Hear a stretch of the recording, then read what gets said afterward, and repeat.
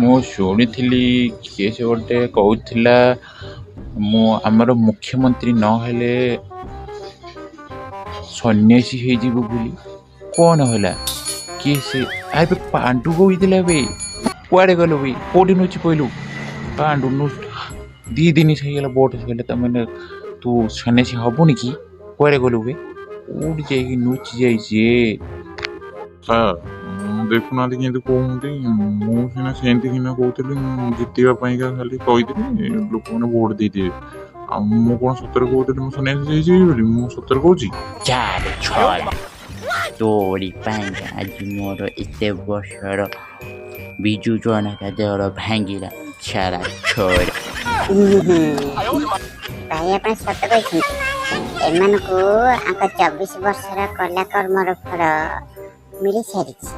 ଆଉ ସେଇଟା ତ କେହି